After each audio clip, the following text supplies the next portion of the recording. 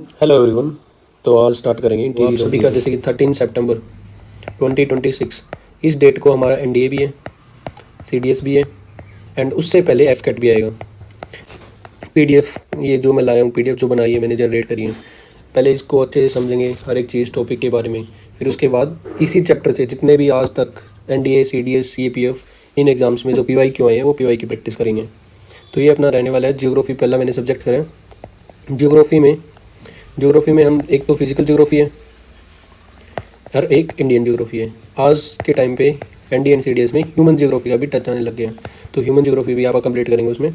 Physical geography main important है, concept based है। Indian geography में इतना टाइम नहीं लगेगा, जैसे Indian geography latitude, longitude, soil, natural vegetation, physiographical feature of India, तो ये सारे वाले जितने भी टॉपिक है ये सारे इंडियन ज्योग्राफी में आ जाएंगे। और फिजिकल ज्योग्राफी में जैसे कि अपनी यूनिट्स में डिवाइड करके पढ़ेंगे, जैसे हम पढ़ेंगे क्लाइमेटोलॉजी, देन ओशियोनोलॉजी एंड जियोमॉर्फोलॉजी। हम ये 3 यूनिट पढ़ेंगे। उससे पहले जो और भी टॉपिक बच गए हैं, जैसे कि यूनिवर्स का टॉपिक है एंड देन आफ्टर एक है इंटीरियर ऑफ द अर्थ, जो हम आज कंप्लीट कर लेंगे। इसके नेक्स्ट चैप्टर जो मैं लाऊंगा वो है distribution of ocean and continents. तो ऐसे करके टोटल 14 चैप्टर है। 14 चैप्टर के अलग अलग मैंने पीडीएफ बना रखी है, कंटेंट की भी प्लस पीवाईक्यूज, आज तक जितने पीवाईक्यू हुए हैं। तो इससे क्या हुआ कि हमको मेहनत भी कम करनी पड़ेगी। जो भी ये कंटेंट सुन रहा है तो उनके लिए डबल बेनिफिट होगा, क्योंकि जो भी ये चैप्टर रिवाइज जो भी चैप्टर आपने आज सुना समझा, उसके अगले दिन ही आपने उसके पीवाईक्यू लगा लिए, तो मतलब आपका कंसेप्ट जो सॉलिड हो गया, आपको पता भी लग रहा है कि किस टाइप के क्वेश्चन आते हैं। तो अभी डायरेक्टली स्टार्ट करते हैं कि इंटीरियर ऑफ द अर्थ इसमें है क्या, पढ़ना क्या है। लेआउट क्योंकि पता होना चाहिए, कोई भी टॉपिक से ऐसे पढ़ो कि आगे रिवाइज करना पड़े, बस ऐसे नहीं कि एक टीचर से पढ़ा फिर दूसरे टीचर से आपको ज़रूरत पड़े। तो अभी इसमें लेआउट बता देता हूँ एक, कि होता कैसे है, क्या क्या हम पढ़ने वाले हैं। तो बेसिकली हम इंटीरियर ऑफ द अर्थ पहले इसमें हम जानें कि हम अर्थ के इंटीरियर के बारे में इंफॉर्मेशन गैदर करनी है कि इंटीरियर में अर्थ में है क्या। क्योंकि हमें आउटर के बारे में तो पता है कि आउटर में एटमॉस्फेयर आ जाएगा, और क्रस्ट के ऊपर क्या है, सरफेस वाली लैंड फॉर्म्स के बारे में वो हम अलग जियोमॉर्फोलॉजी में पढ़ेंगे। पर अब हमें जानना है कि अर्थ के इंटीरियर में है क्या, मतलब क्या लेयरिंग्स है, कैसे स्ट्रक्चर्ड है, कैसे कहाँ डेंसिटी ज़्यादा है, कहाँ वॉल्यूम ज़्यादा है। तो ये सारी चीज़ें हम पढ़ने वाले हैं। तो पहली चीज़ हम पढ़ें कि हमें नॉलेज कैसे मिले कि इंटीरियर ऑफ द अर्थ, क्योंकि अर्थ की जो रेडियस है दैट इज़ 6378 किलोमीटर। तो इतना तो ह्यूमनली पॉसिबल नहीं है कि ड्रिलिंग करके हम इन्फॉर्मेशन गैदर कर लें। तो कुछ सोर्सेज हैं, कुछ डायरेक्ट हैं, कुछ इनडायरेक्ट सोर्स हैं। डायरेक्ट सोर्स है, इनके बारे में लेटर ऑन डिस्कस करेंगे जैसे अपन चैप्टर प्रोसीड करते जाएंगे। फिर इसके बाद में हमें पढ़ना है अर्थक्वेक के बारे में भी पढ़ना है। फिर उसके बाद हमें पढ़ना है स्ट्रक्चर ऑफ द अर्थ, जिसमें हम पढ़ेंगे क्रस्ट, मेंटल एंड कोर, इनके बारे में जानेंगे क्या होता है। फिर जैसे एक डायरेक्ट सोर्स है वोल्केनोज के बारे में भी इसी चैप्टर में पढ़ेंगे, अर्थक्वेक के बारे में भी, सोर्स के बारे में और स्ट्रक्चर ऑफ अर्थ के बारे में। तो स्टार्ट करते हैं सोर्स से। पहले हम जानना स्टार्ट कर देते हैं कि इंटीरियर ऑफ द अर्थ में होता कि क्या क्या होता है, कौन से सोर्स हैं जिनके कारण हमें पता लग सकता है कि हाँ ये चीज़ें प्रेजेंट होती है इंटीरियर में। तो अब स्टार्ट करते हैं। 2 टाइप के सोर्स होते हैं। एक तो इंटीरियर ऑफ अर्थ में सोर्स में 2 टाइप के सोर्स हैं, एक तो डायरेक्ट सोर्स, एक इनडायरेक्ट सोर्स। डायरेक्ट सोर्स जो वो सोर्स होते हैं जैसे लैंड सरफेस में हमने डायरेक्टली या तो खुदाई कर ली, या फिर वोल्केनिक इरप्शन से जो भी लावा बाहर निकल के आया, तो उनसे हमको इन्फॉर्मेशन मिल गई कि हाँ किस टाइप की रॉक्स अंदर प्रेजेंट है, किस टाइप का मतलब विस्कोसिटी है इस लावा में, एंड क्या क्या उनकी कैरेक्टरिस्टिक्स हैं। इनके बारे में वोल्केनिक इरप्शन से हमें ये पता लग जाएगा। जब हम माइनिंग करेंगे माइनिंग के टाइम पे हमें भी जैसे माइनिंग में पता लगेगा कि हाँ कि जो कितने करेक्टरिस्टिक्स हैं, कितने डिफरेंट टाइप ऑफ लेयर्स हैं। पर ह्यूमनली पॉसिबल नहीं है डीप माइनिंग करना, क्योंकि मशीनरी भी नहीं है ऐसी हाईटेक मशीनरी, सोफिस्टिकेटेड इंस्ट्रूमेंट चाहिए डीप माइनिंग करने के लिए। अभी तक डीपेस्ट माइनिंग जो है कोला में हुई है, जो कि आर्टिक ओशन में है। आर्टिक ओशन, और ये डीपेस्ट जो ड्रिल हुई है ये 12 किलोमीटर तक हुई है। तो ये याद रखना कि आज तक ये मतलब वन वर्ड में पूछ ले तो पूछ ले, पर ये सीरियस टाइप नहीं है। ये कोई आप और अदर एग्जाम्स दोगे, एसएससी और अदर कॉम्पिटेटिव एग्जाम्स, उसके लिए इंपॉर्टेंट है। पर अपने को ये जानना है कि डायरेक्ट सोर्सेज में वो सोर्स आते हैं जो डायरेक्टली इन्फॉर्मेशन देते हैं, जो सरफेस पे अपने को मिल जाते हैं। तो उनके कारण जो अपने को इंटीरियर ऑफ द अर्थ की नॉलेज मिलती है उन्हें कहते हैं डायरेक्ट सोर्स।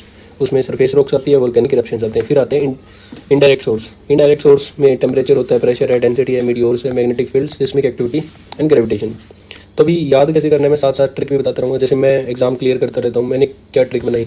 तो इंटीरियर ऑफ दी अर्थ का इनडायरेक्ट सोर्स में अपने को जैसे TPD M²SG MSG मूवी सबने वो एक मूवी आई थी, एक बाबा की मूवी आई थी, तो उससे हम याद कर लेंगे TPD एंड M²G। TPD से क्या होता है, temperature, pressure, density, meteor, then after magnetic fields, seismic activities and gravitational fields.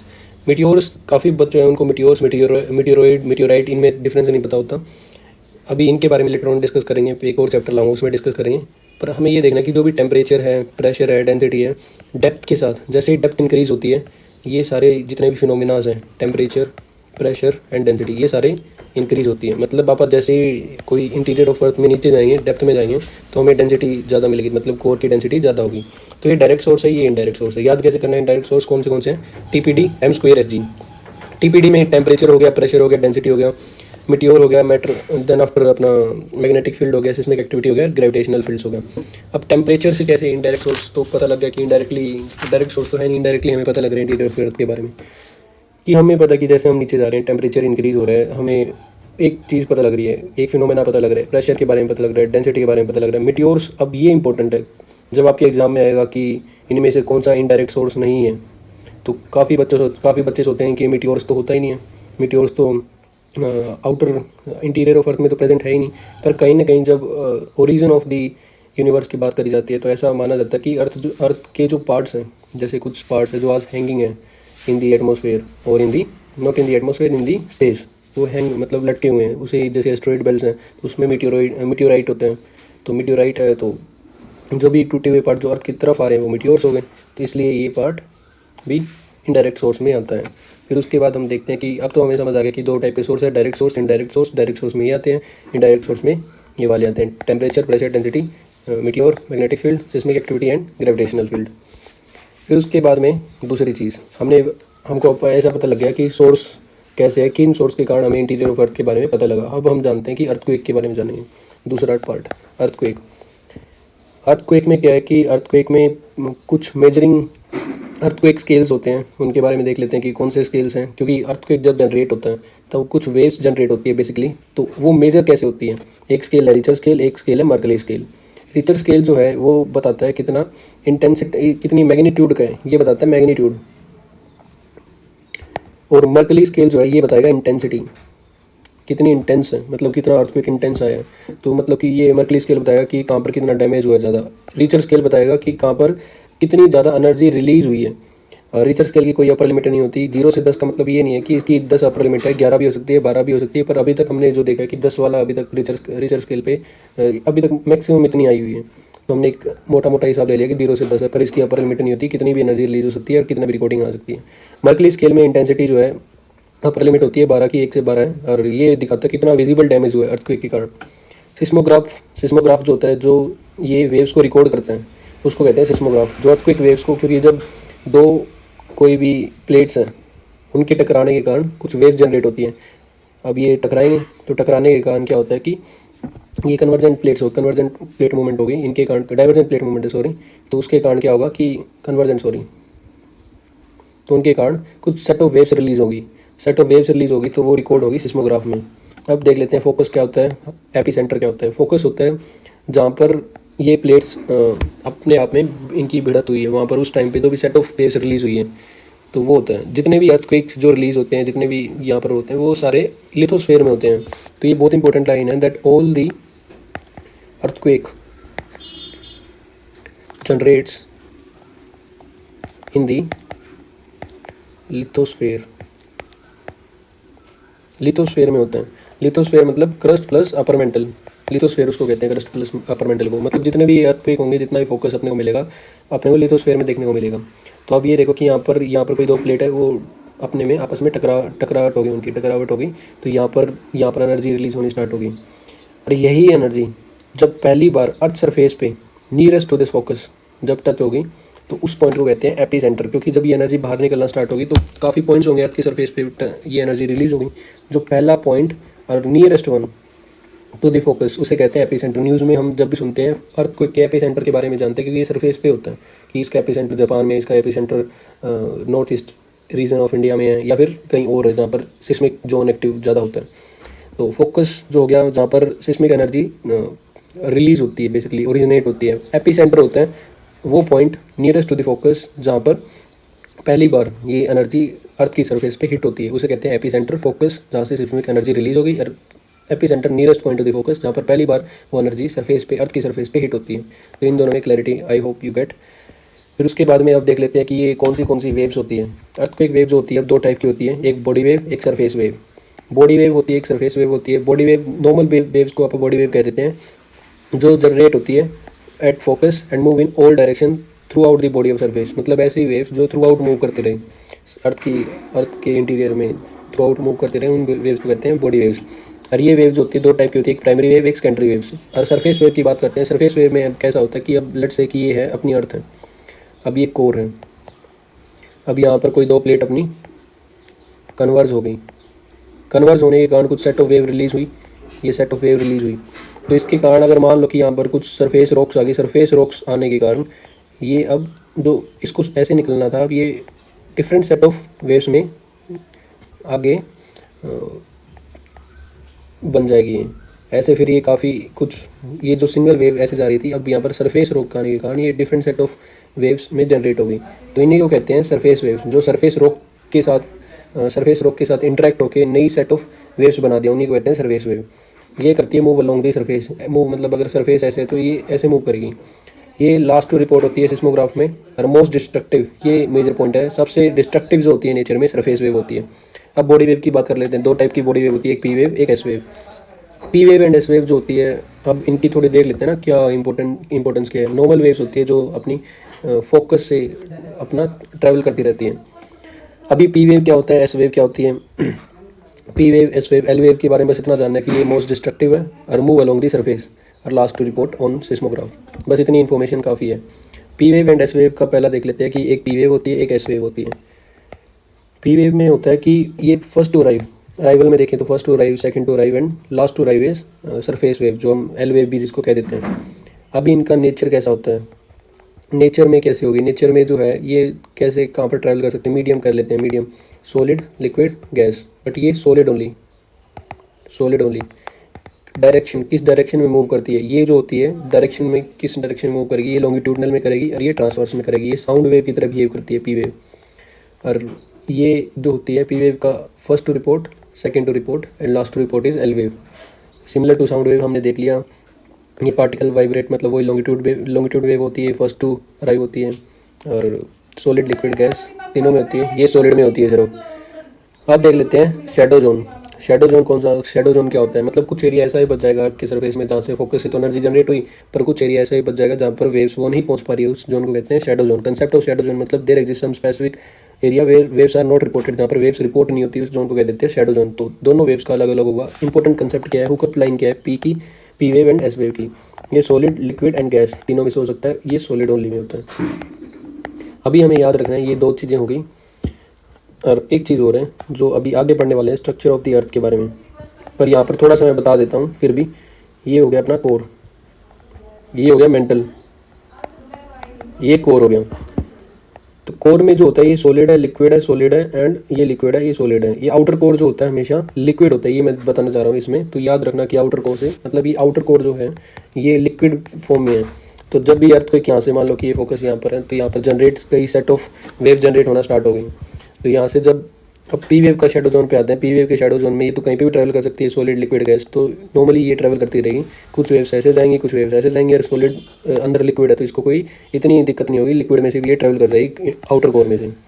इसका शेडो जोन जो होता है 105 से 145, अगेन 145 टू 105, ये इसका शेडो जोन होता है। वेयर एज एस जोन का शेडो जोन जो है, क्योंकि ये आउटर कोर जो है हमें पता है कि ये लिक्विड की बनी होती है आउटर कोर, तो आउटर कोर लिक्विड की है, तो यहाँ पर एस वेव तो मूव नहीं कर सकती। हमने देखा था एस वेव की फंडामेंटल्स में कि लिक्विड में ट्रैवल नहीं करती, एस वेव ट्रैवल करती है सॉलिड ओनली। तो वहाँ पर ये आउटर कोर से ट्रैवल नहीं कर सकती। तो इसका शेडो जोन 105 डिग्री से 105 डिग्री तक ही बनेगा। इससे क्या समझ आता है, ये यूपीएससी का प्रीवियस ईयर क्वेश्चन भी है कि शेडो जोन जो है एस वेव का, that is greater than the shadow zone of P wave. ये एक यूपीएससी का क्वेश्चन भी है, सीडीएस में काफ़ी बार आया, एनडीए में भी आया। तो हमें याद रखना है कि ये जो फिनोमेना है शेडो जोन जो एस वेव का है मच लार्जर देन दी पी वेव। और ये होता क्यों है, ये कंसेप्ट मैंने बता दिया कि सॉलिड से ट्रैवल करती है एस वेव, इसलिए आउटर कोर लिक्विड की बनी होती है, तो इसलिए ट्रैवल नहीं कर पाती, इसलिए इसका शेडो जोन ज़्यादा बनता है, 105 डिग्री से 105 डिग्री तक बनता है फ्रॉम एपीसेंटर। अब बात कर लेते हैं अर्थक्वेक के कुछ टाइप्स होते हैं, ये भी इंपॉर्टेंट है। आज तक क्वेश्चन ये है पर इन फ्यूचर आने की पॉसिबिलिटीज़ है। पहला हो गया टेक्टोनिक अर्थक्वेक। टेक्टोनिक अर्थक्वेक का मतलब है कि कोई भी टेक्टोनिक प्लेट्स की बढ़त के कारण, मतलब कोई टेक्टोनिक प्लेट अपने आप में इंटरेक्ट करने के बाद जो भी अर्थक्वेक वेव से रिलीज होगी, ऐसी अर्थक्वेक जनरेट को कहते हैं हम tectonic earthquake. Basically convergent plate boundaries पे बनते हैं ये, कन्वर्जेंट प्लेट बाउंड्री। यहाँ पर जितने भी अर्थक्वेक आएंगे टेक्टोनिक प्लेट्स की इंटरेक्शन के कारण वो कहते हैं टेक्टोनिक अर्थक्वेक। वोल्केनिक जो भी वोल्केनो के कारण होंगे, कोलैप्स वाला, वोल्केनिक का टेक्टोनिक तो नाम से समझ आ रहा है, पर कोलैप्स कहीं ना कहीं समझ नहीं आएगा वहाँ पर कि कोलैप्स अर्थक्वेक जो है किससे रिलेट करता है।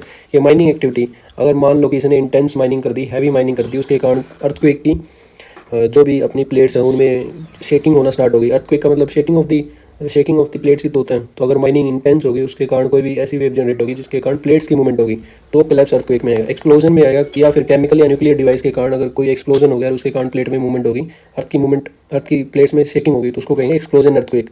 रिजर्वियर इंड्यूस्ड अर्थक्वेक का मतलब होता है ये कोई भी ऐसा रिजर्वियर, जैसे कि मान लो कि बड़े बड़े डैम्स होते हैं, कल को उनमें कोई भी ऐसी कैलेमिटी आ गई, कोई भी ऐसा नेचुरल फिनोमेना काम करा कि वो जो डैम है उसका पानी जो है निकल गया, वहाँ से रिलीज़ हो गया और उसके कारण काफ़ी ज़्यादा मूवमेंट हो गई अर्थ के प्लेट्स में, तो उसको कहते हैं रिजर्वियर इंड्यूस्ड अर्थक्वेक। तो ये भी एक टाइप है, ये स्पेशल टाइप है, याद नहीं रहेगा क्योंकि ये सभी में तो लग रहा है कि टेक्टोनिक से भी समझ आ रहा है, कोलैप्स से भी कहीं ना कहीं, एक्सप्लोजन से भी, पर रिजर्वियर से कहीं ना कहीं लगता है कि यार इससे कैसे अर्थक्वेक आ सकता है, तो इससे भी पॉसिबल है। ये फिफ्थ टाइप है इसका।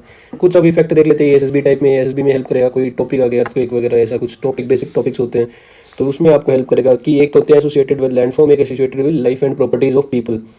लैंडफॉर्म एक ऐसे है कि कुछ ना कुछ लैंड की फॉर्मेशन होना, उसको कहते हैं लैंडफॉर्म बेसिकली।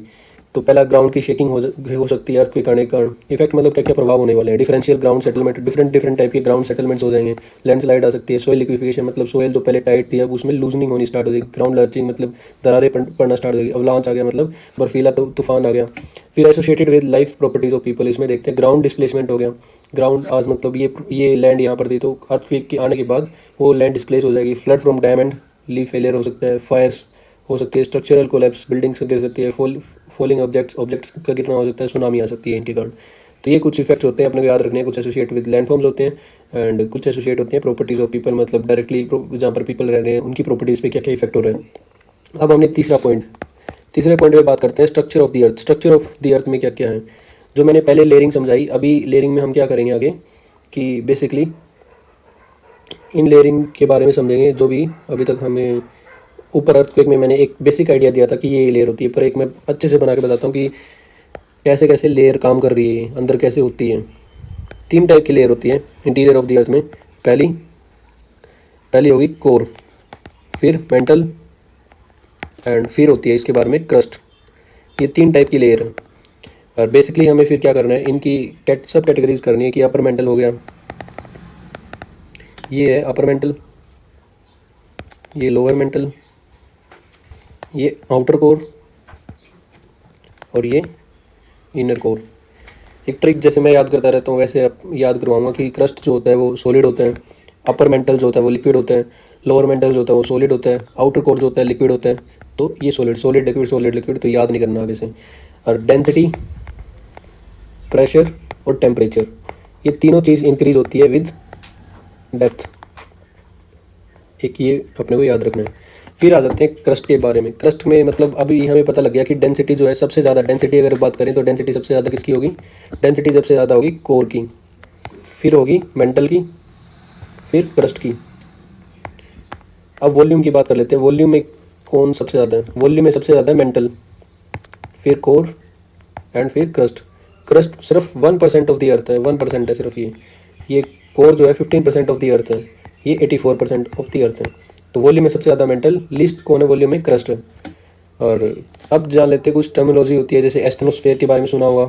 एस्थनोस्फेयर क्या होता है और लिथोस्फेयर क्या होता है, जो हमने बात करी थी कि अर्थक्वेक सारे जितने भी अर्थक्वेक्स होते हैं वो जनरेट करते हैं लिथोस्फेयर में। लिथोस्फेयर जो होता है कि क्रस्ट प्लस अपर मेंटल। एस्थनोस्फेयर होता है अपर मेंटल को कहते हैं एस्थनोस्फेयर। मतलब कि अपर मेंटल ये वाला पोर्शन है, ये तो हो गया अपना एस्टोस्फेयर, और ये दोनों वाला पार्ट हो गया ये लिथोस्फेयर हो गया। तो ये अभी तक इतनी इन्फॉर्मेशन अपने को पता होना चाहिए कि क्रस्ट। अभी हमें एक चीज़ और बताता हूँ कि क्रस्ट जो होता है या तो ओशियनिक क्रस्ट होगी या फिर कॉन्टिनेंटल क्रस्ट होगी। सिंपल बात है, या तो ओशियनिक होगी या फिर कॉन्टिनेंटल होगी। इसका मतलब ये नहीं है कि ओशियनिक क्रस्ट का मतलब सारा उसमें ओशियन ही प्रेजेंट होगा, पर मेजोरिटी जो होगी उस प्लेट में, उस क्रस्ट में, उस ओशियनिक क्रस्ट में मेजोरिटी ओशियनिक पार्ट कवर होगा, और कॉन्टिनेंटल में मेजोरिटी जो पार्ट होगा वो कॉन्टिनेंटल का होगा। तो उस क्रस्ट को हम कहते हैं कॉन्टिनेंटल क्रस्ट। अब इनके बारे में डिफरेंस देख लेते हैं। ओशियनिक क्रस्ट जो होता है ये सीमा का बना होता है, सिलिकॉन एंड मैग्नीशियम और बेसाल्टिक रॉक होती है इसमें। इसमें जो होता है ये सियाल का होता है, और ये इसमें ग्रेनाइट का बना होता है। ये बेसिकली ग्रेनाइट रॉक का बना होता है। डेंसिटी जो होती है ओशियनिक क्रस्ट की डेंसिटी ग्रेटर होती है then the density of continental crust. पर कॉन्टिनेंटल क्रस्ट ये थिक होता है, ये थिन होती है, इसकी ये थिन होती है बेसिकली। ये 30 किलोमीटर तक इसकी डेप्थ जाती है, ये 5 किलोमीटर तक। ये बेसिक डाटा है जो कि यूपीएससी में पूछा भी गया है। वहाँ पर 30 किलोमीटर की जगह उन्होंने 15 किलोमीटर कर दिया, तो मतलब वो स्टेटमेंट जो है वो गलत होगी। तो हमें हर एक बारीकी से हर एक डाटा पे फोकस करना है। ये इन्फॉर्मेशन होगी पूरी जो interior of structure of the earth के बारे में। अभी देख भी लेते हैं कि यहाँ पर स्लाइड में क्या लिख रखा है हमने। स्लाइड में वही जो चीज़ें मैंने बताई, क्रस्ट है, मेंटल है, कोर है, नीचे जाते रहेंगे तो डेंसिटी, टेम्परेचर, प्रेशर इंक्रीज होगा विद द डेप्थ, और सॉलिड, लिक्विड, गैस, ये मैंने ट्रिक बता दी। अब ये आगे से कैसे याद करना है। और फिर क्रस्ट के बारे में, आउटर मोस्ट पार्ट होता है ब्रिटल इन नेचर, थिनेस्ट होती है, लीस्ट डेंस होती है। क्रस्ट दो टाइप की, ओशियनिक क्रस्ट है, कॉन्टिनेंटल क्रस्ट है। ये थिनर होती है, थिकर होती है, और ये 5 किलोमीटर तक अप्रोक्सीमेटली है, ये 30 किलोमीटर तक होती है। ये सीमा की बनी होती है, सियाल की होती है, बेसाल्टिक है, और ये ग्रेनाइट है। Density of oceanic crust is greater than the continental crust. फिर आते हैं मेंटल पे। मेंटल पे आते हैं तो अपर मेंटल को एस्टोस्फीयर कहते हैं, क्रस्ट प्लस अपर मेंटल को लिथोस्फीयर कहते हैं। ये जो होता है पार्ट नहीं होता लिथोस्फीयर का, एक्सटेंड ये है main source of magma. Magma का मेन सोर्स जो होता है अपर मेंटल ही है। अब फिर आ जाते हैं लोअर मेंटल, ये एक्सटेंड्स करता है बियॉन्ड एस्टोनोस्फेयर, ये सॉलिड स्टेट में होता है, ये मैंने बताई दिया ऑलरेडी। फिर कोर के बारे में आते हैं, इनर मोस्ट होता है, हाईएस्ट डेंसिटी होती है, निफी मतलब कि निकल एंड आयरन का बना होता है बेसिकली। आउटर कोर है, इनर कोर है, ये लिक्विड में, ये सॉलिड में। ये याद नहीं करना, बस ऐसे एक डायग्राम बना के अपने को याद कर लेना। आगे से वॉल्यूम में मेंटल है, कोर है, क्रस्ट है, डेंसिटी में कोर सबसे ज़्यादा है, क्रस्ट सबसे कम है। एक कंसेप्ट हो गया that is of discontinuity. Discontinuity क्या होती है? डिसकॉन्टिन्यूटी वो एरिया होता है अर्थ की इंटीरियर में जहाँ पर सिस्मिक वेव्स अब्रप्टली चेंज हो जाती है। वहाँ पर उनकी स्पीड में चेंज आ जाता है सिस्मिक वेव्स की। वो पर्टिकुलर जोन, वो पर्टिकुलर बाउंड्री, उसको कहते हैं डिसकॉन्टिन्यूटीज। कुछ ऐसे एरिया होते हैं इंटीरियर ऑफ अर्थ में जहाँ पर जो सिस्मिक वेव रिलीज होती है वहाँ पर सडन चेंज हो जाता है उनकी स्पीड में। मान लो कि अभी यहाँ पर 10 किलोमीटर पर आवर से चल रही है, तो वहाँ पर 100 किलोमीटर पर आवर से वो सिस्मिक वेव ट्रैवल करना स्टार्ट कर देगी। ऐसे प्लेसेस को हम कहते हैं डिसकॉन्टिन्यूटीज। अब कुछ डिसकॉन्टिन्यूटीज के बारे में अपने को देखना है कौन सी होती है बेसिकली। तो डिसकॉन्टिन्यूटी समझ आया, आई होप क्लैरिटी मिली कि डिसकॉन्टिन्यूटी होती क्या है। अभी डिसकॉन्टिन्यूटी देखते हैं कितने टाइप की है, किस किस में हो सकती है। पहले लेयरिंग, कोई कोर, मेंटल एंड क्रस्ट। अगर क्रस्ट एंड मेंटल के बीच में होती है, मेंटल एंड कोर के बीच में, यहाँ पर क्रस्ट एंड मेंटल के बीच में कोई डिसकॉन्टिन्यूटी है तो उसका नाम हम देते हैं मोहोवरिक।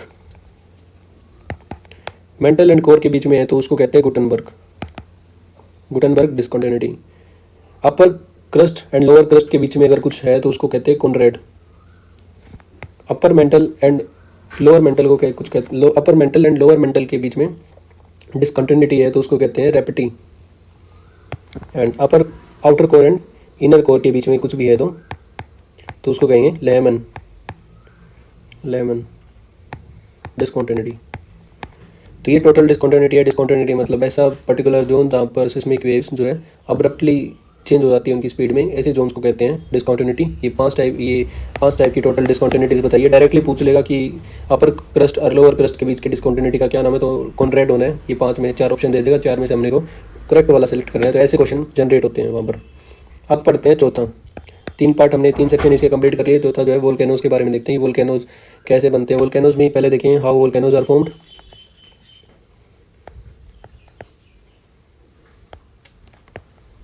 फिर इसके बाद में देखेंगे पहला, दूसरा, इसके बाद में टाइप्स, कितने टाइप्स के हैं, लैंडफॉर्म देखेंगे, और फिर इसके बाद ये चैप्टर कंप्लीट।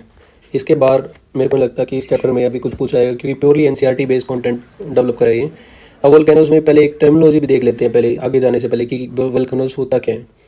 वोल्केनोज होता है कि जब अंदर का मैग्मा डायरेक्टली इरप्ट हो जाए अर्थ की सरफेस पे, बाहर निकलना स्टार्ट कर दे लावा की फॉर्म में, एक थ्रू दी वेंट, तो उसको कहते हैं वोल्केनोस, बेसिक लैंग्वेज में अगर बात करूँ तो।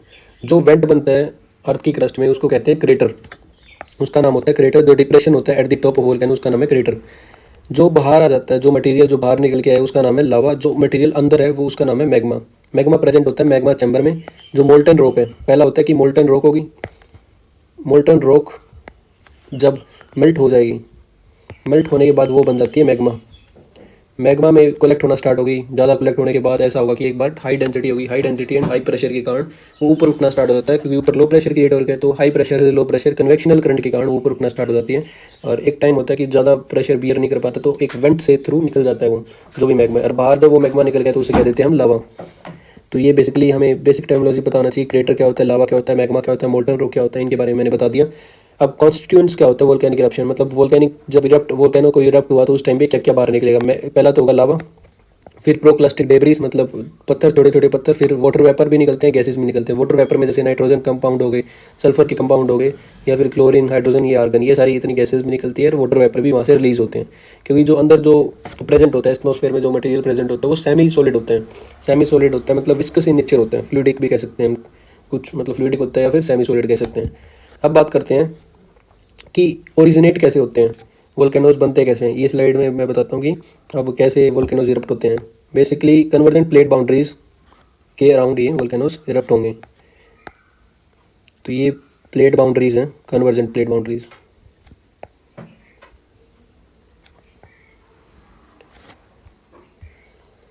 और ये है अपना कोर, ये अपना प्लेट्स, मान लो ये प्लेट्स हैं। तो होता क्या है कि मैंने बताया कि जब भी आप डेप्थ में जाते हैं उस टाइम पे हाई प्रेशर, हाई टेम्परेचर और हाई डेंसिटी होती है। तो कन्वेक्शनल करंट क्या होता है पहले बेसिकली जान लेते हैं। कन्वेक्शनल करंट होता है कि lifting of the material from high pressure to low pressure, in simple language convectional current होते हैं। कन्वेक्शनल करंट ऑपरेट करते हैं मेंटल रीजन में, मतलब मेंटल जो लेयर होती है ऑफ द अर्थ उसमें ये करंट ऑपरेट करते हैं। इन्हीं के कारण जो मैग्मा का अपलिफ्टमेंट होता है इन्हीं करंट्स के कारण होता है। जहाँ पर एक टाइम पे ज़्यादा प्रेशर हो गया तो वो अपलिफ्ट हो जाएगा इन कन्वेक्शनल करंट के कारण, इन्हीं के कारण वोल्केनो इरप्ट होते हैं। बेसिकली क्या होगा कि यहाँ पर एक टाइम आता है कि यहाँ पर हाई प्रेशर डेवलप हो गया।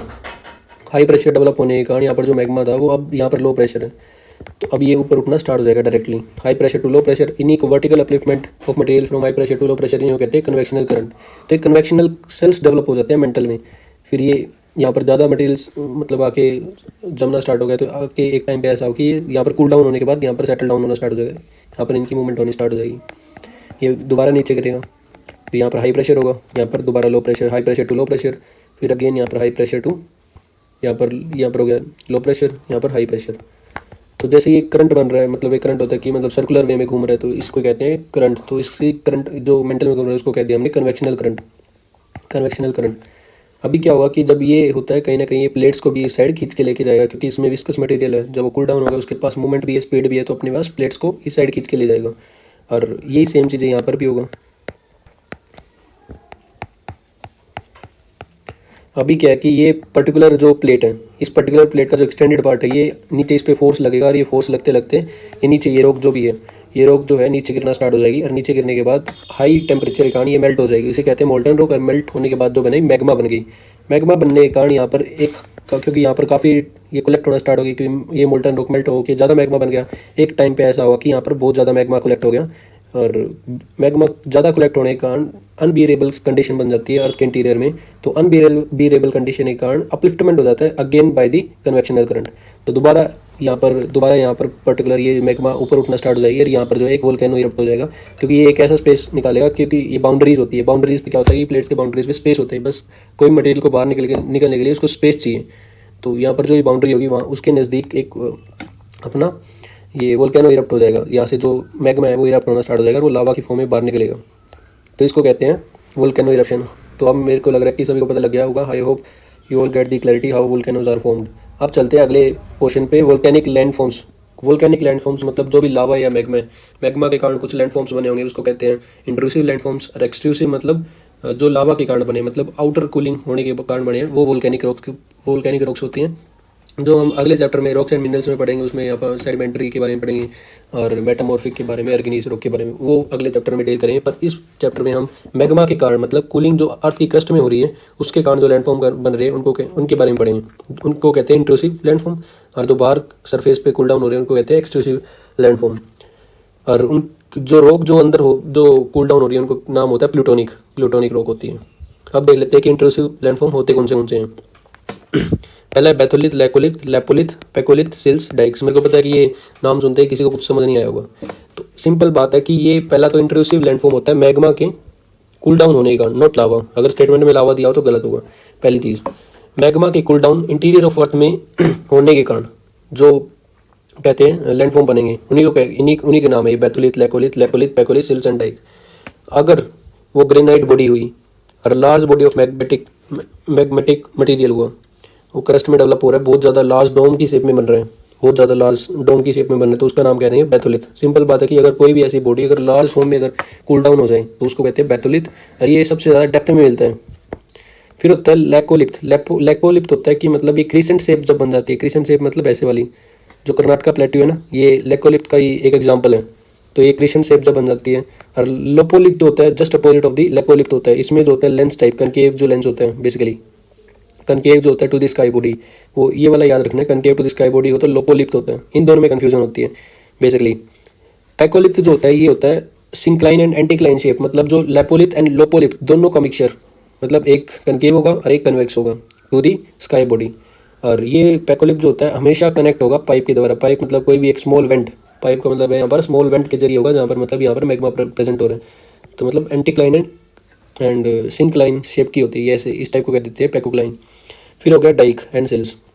सिल्स अगर कुछ भी मटेरियल अगर वर्टिकली, कुछ भी मटेरियल अगर हॉरिजॉन्टली अगर डिपॉजिट हो जाए उसको कह देते हैं सिल्स। और डाइक्स जो होता है अगर कोई भी वर्टिकली, अगर ऐसे कोई मटेरियल वर्टिकली अगर अरेंज हो रहा है उसमें, उसके कारण जो लैंडफॉर्म हो रहा है उसको कह देते हैं डाइक। ये तो थे लैंडफॉर्म के बारे में। अब देख लेते हैं टाइप्स के बारे में। टाइप्स भी दो बेसिस में होंगे कि एक तो नेचर के बेस पे होंगे, एक्टिविटी के बेस पे होंगे। नेचर के बेस में या तो वो है अपना एक्टिव वोल्केनो है, या फिर डोरमेंट है, या फिर डेड वोल्केनो है। इनके अपने को स्टैटिक पार्ट में कवर करेंगे कि कौन से एक्टिव है, कौन से डोरमेंट है, कौन से डेड वोल्केनो है। पर हम इस चैप्टर में type of volcano activity base पे करेंगे कि कौन सी एक्टिविटीज़ के कारण कौन से वोल्केनो इरप्ट हो रहे हैं। तो बेसिकली 5 वोल्केनो के टाइप है: silt volcano, composite volcano, caldera volcano, flood basalt volcano, mid oceanic ridge. Simple बात है कि याद क्या रखना है, सिल्ट वोल्केनो में एक कंसेप्ट याद रखना है कि ये बेसिक मैग्मा से बना है, यार लावा कह लो। ये जो है एसिडिक से बना है, इतना याद रखना है कंसेप्ट। बेसिक मैग्मा की एक प्रॉपर्टी होती है कि ये फ्लूइडिक इन नेचर होता है। फ्लूइडिक मतलब जहाँ जहाँ पर जाएगा ज़्यादा फैलेगा। ज़्यादा फैलेगा मतलब अगर बाहर निकलने के बाद फैलना ज़्यादा स्टार्ट होगा तो ये लार्जेस्ट होगा। एसिडिक की होती है कि ये थोड़ा सा मतलब विस्कस इन नेचर होता है। विस्कस इन नेचर है तो मतलब कि ज़्यादा फैल नहीं पाएगा, इसके पास इतनी मूवमेंट नहीं है। मूवमेंट नहीं है तो ये लार्जेस्ट होगा। ये होगा हाईएस्ट, नॉट लार्जेस्ट, हाईएस्ट होगा। और ये लार्जेस्ट होगा, मतलब फैल जाएगा ना। लार्जेस्ट मतलब बहुत ज़्यादा दूर दूर तक जाएगा। और कंपोजिट में मतलब ये हाईएस्ट वोल्केनो होगा। और जो भी सिल्ट वोल्केनो के जो ऊपर जो डिप्रेशन बनता है, मतलब एक छोटा सा गड्ढा बनता है, उसको कहते हैं, उसका नाम होता है सिंडर जोन। कंपोजिट में क्रेटर कहते हैं। और काल्डेरा होता है सबसे एक्सप्लोसिव जो वोल्केनो है। ये ऐसा वोल्केनो है मतलब कि इसके ऊपर जो भी लेयरिंग बनती है वो अपने आप में कोलैप्स हो जाता है, इसलिए इसका नाम जो है काल्डेरा है। और कोलैप्स वोल्केनो भी इसे कह देते हैं, क्योंकि जो भी ऊपर इसकी जो भी इसकी लेयरिंग हुई थी वो अपने आप में ही कोलैप्स कर देता है ये वोल्केनो। और ऐसी कोलैप्स होने के बाद जो पूरा पर्टिकुलर डिप्रेशन बनता है, एक बहुत लार्ज डिप्रेशन बनता है, उसको कह देते हैं हम काल्डेराज। बेसिकली उस डिप्रेशन का नाम ही काल्डेरा है। और कोलैप्स वोल्केनो भी इसको कह देते हैं। फ्लड बेसाल्ट प्रोविंस का मतलब है कि हाईली फ्लूइड लावा जो होता है, जो फ्लूइडिक इन नेचर है, वो दूर दूर तक जाके फैलेगा। दूर दूर तक जाके फैला मतलब वो लॉन्ग डिस्टेंस ट्रेवल करे वहाँ पर, वो पर्टिकुलर एरिया में मिनरल रिच, क्योंकि जो भी लावा होता है वो ऑर्गेनिक मैटर में बहुत रिच होता है। तो ऐसे ही जो फ्लड्स के कारण जो प्रोविंसेस बन गई, इनको कहते हैं flood basalt province. Mid oceanic ridge. अब मिड ओशियनिक रिज जो है, पहले तो सिंपल बात है कि इसको समझने के लिए यहाँ पर कन्वर्जेंट प्लेट बाउंड्रीज हैं। कन्वर्जेंट प्लेट बाउंड्रीज का सिंपल मतलब है कोई भी दो प्लेट्स अगर आपस में कन्वर्ज हो रही है, आपस में अपोजिट डायरेक्शन में आ रही है, तो उसको कह रहे हैं कन्वर्जेंट प्लेट बाउंड्रीज। मतलब दूर नहीं जा रही, आपस में टकरा रही है, तो उसको कहते हैं कन्वर्जेंट प्लेट बाउंड्री, जो बाउंड्री उनके बीच में बन रही है। तो पहली तो बात है कि मिड ओशियनिक रिज जो है पैसिफिक में है, और इसका दूसरा नाम सर्कम पैसिफिक बेल्ट भी कह देते हैं, या फिर पैसिफिक रिंग ऑफ फायर भी इसका नाम है।